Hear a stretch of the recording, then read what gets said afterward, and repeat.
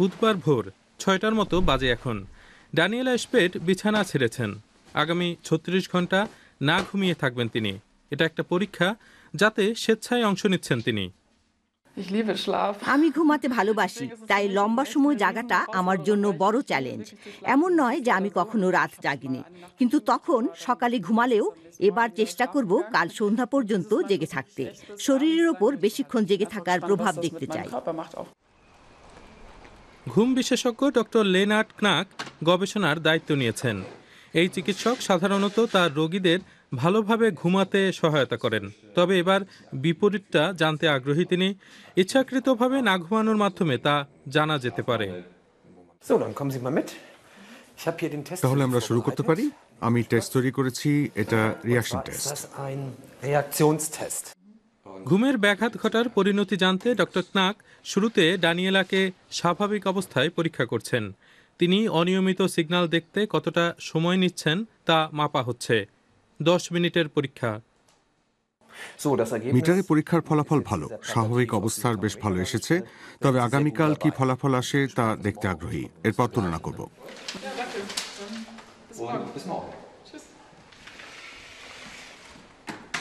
এখন থেকে বাকিটা ড্যানিয়েলার একাই করতে হবে।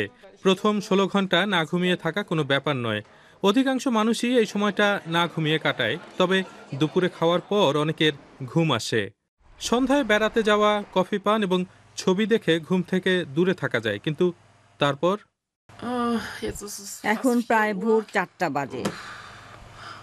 আমি জেগে থাকার জন্য আর কি করব ভেবে পাচ্ছি না।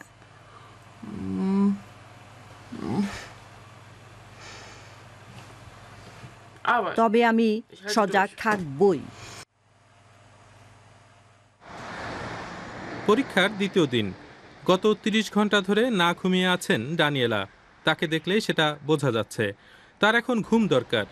শরীরের যাবতীয় কার্যকলাপ স্বাভাবিক অবস্থায় ফিরিয়ে নিতে, শক্তি ফিরে পেতে এটা দরকার। ঘুমে ব্যাঘাত ঘটলে মানুষ নানা রকম ভুল করতে পারে। অসুখ হতে পারে, দুর্ঘটনা ঘটতে পারে। ঘুমের অভাবে শরীরে মূলত দু ধরনের বড় জটিলতা দেখা দিতে পারে। প্রথমত, হৃদযন্ত্রের সমস্যা, মাথা ব্যথা, ডায়াবেটিস, উচ্চ রক্তচাপ কিংবা স্ট্রোক হতে পারে। দ্বিতীয়ত, বিষণ্ণতা কিংবা ভয়ের প্রবণতা বাড়তে পারে কম ঘুমের কারণে। আবারও পরীক্ষা। ড্যানিয়েলাকে এবার একটি অন্ধকার ঘরে 20 মিনিট সজাগ শুয়ে থাকতে হবে। এই টেস্টে যে পাশ করবে সে হয়তো গাড়িও চালাতে পারবে।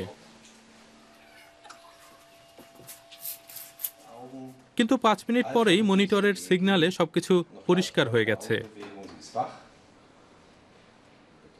সে ঘুমিয়ে পড়েছে, তুলতে হবে এবার। রিঅ্যাকশন টেস্ট এখনো বাকি আছে। এবার শেষ পরীক্ষা।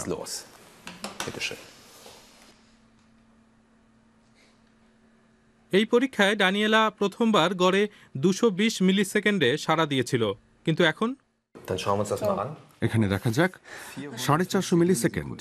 গতকালের তুলনায় দ্বিগুণের চেয়েও বেশি আসতে। আমাদের মনে হয় পরীক্ষায় ইতি টানা উচিত, কারণ এর চেয়ে খারাপ ফলাফল আর হতে পারে না।